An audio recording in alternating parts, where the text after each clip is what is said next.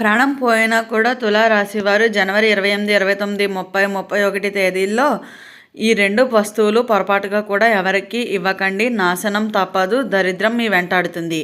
అసలు తులారాశి వారు ప్రాణం పోయినా సరే జనవరి 28, 29, 30, 31 తేదీల్లో ఏ 2 వస్తువులు ఎవరికి ఇవ్వకూడదు, ఇటువంటి విషయాలన్నీ తెలుసుకోవాలంటే ఈ వీడియోని అక్కడ స్కిప్ చేయకుండా చూడండి.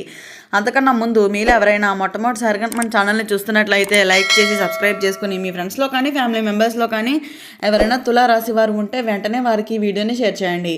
తులారాశి ఇది రాశి చక్రంలోని 7వ రాశి. చిత్తా నక్షత్రంలో 3, 4 పాదాల్లో జన్మించిన వారు, స్వాతి నక్షత్రంలో 1, 2, 3, 4 పాదాల్లో జన్మించిన వారు, విశాఖ నక్షత్రంలో 1, 2, 3 పాదాల్లో జన్మించిన వారు తులారాశి కిందకి వస్తుంది. మీరు ఈ వీడియోని చూస్తున్నారా అంటే ఇది యాదృచ్ఛికం కాదు అనే చెప్పుకోవాలి. దేవుడు మిమ్మల్ని ఇక్కడికి పంపించాడు అనే అయితే అర్థం చేసుకోవాలి. తులారాశి వారి కోసం జనవరి 28, 29, 30, 31 ఈ 4 రోజుల్లోనూ అత్యంత కీలకమైన రోజులు అనే చెప్పుకోవాలి. ఈ వీడియోని పూర్తిగా చూడకపోతే మీ జీవితంలో జరగబోయే ప్రమాదాలను మీరు ముందుగా అయితే తప్పించుకోలేరని చెప్పుకోవచ్చు. ప్రాణం పోయినా సరే ఈ 2 వస్తువులను మాత్రం ఎవరికి ఇవ్వకండి. ఇచ్చారు అంటే నాశనం, దరిద్రం, కన్నీళ్లు మీ వెంటాడటం ఖాయం అనే చెప్పుకోవాలి. తులారాశి శక్తులు అండ్ గ్రహస్థితి. తులారాశికి అధిపతి శుక్రగ్రహం. శుక్రుడు ఐశ్వర్యానికి, సంకల్పానికి కారకుడు అనే చెప్పాలి. కానీ జనవరి చివరి 4 రోజుల్లోనూ శుక్రుడిపై అయితే రాహు కేతు ప్రభావం తిరోగమనం పడుతుంది అనే చెప్పుకోవచ్చు. అయితే ఈ సమయంలో మీ ఇంటి నుంచి ఏదైనా వస్తువు బయటకు వెళ్ళింది అంటే అది మీ అదృష్టాన్ని కూడా తీసుకువెళ్తుంది అనే అర్థం చేసుకోవాలి. దీనికి కారణం పూర్వీకులు ఒక మాట చెప్పారు, కొన్ని రోజుల్లో కొన్ని వస్తువులు బయటకు వెళ్ళటం జీవితాన్ని కాల్చేయడమే అని అర్థం చేసుకోండి అని. మొదటి వస్తువు ఇది ఇచ్చేయడం అంటే పూర్తి నాశనం అనే చెప్పుకోవాలి. అయితే మొదటిగా పాత బట్టలు, వాడని బట్టలు. అయితే మిత్రులారా, జనవరి 28 నుంచి 31 మధ్యలో తులారాశివారు పాత బట్టలు ఎవరికి ఇవ్వకండి. బీదవారికైనా, బంధువులకైనా, తెలిసిన వారికైనా కూడా ఇవ్వకండి.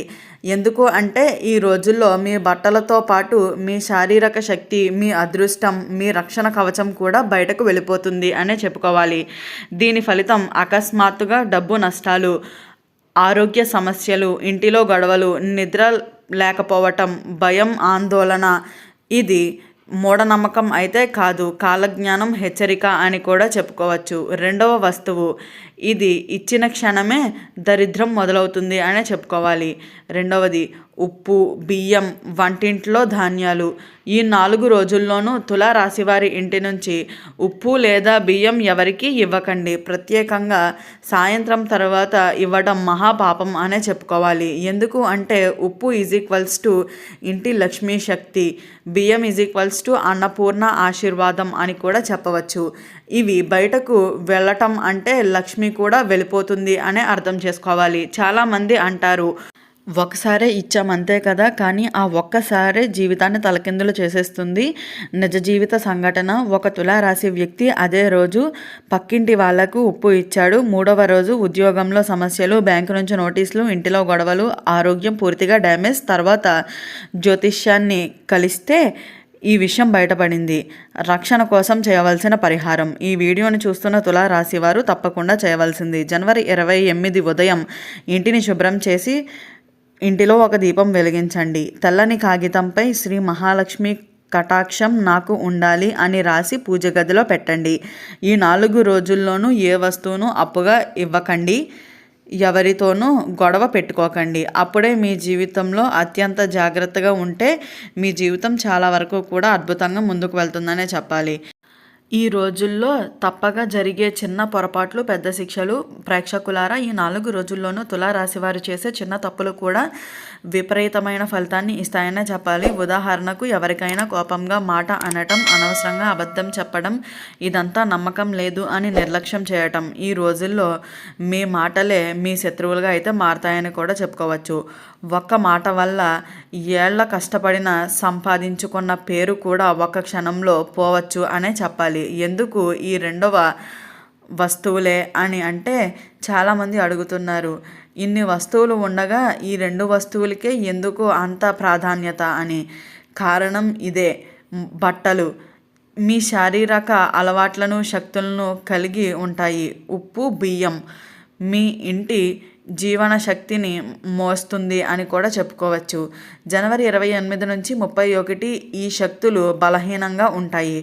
అప్పుడు వాటిని బయటకు ఇచ్చేయటం అంటే మీ ఇంటిలోనికి నెగిటివ్ ఎనర్జీకి తలుపులు తెరిచినట్లే అని అయితే అర్థం చేసుకోండి.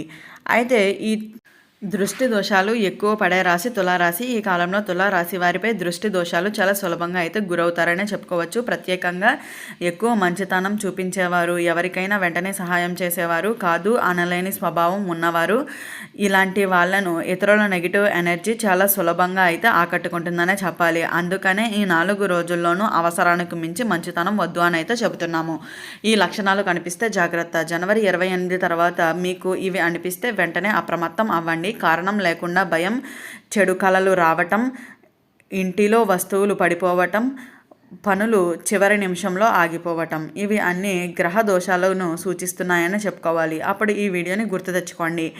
వెంటనే చేసే చిన్న రక్షణ ఉపాయాలు.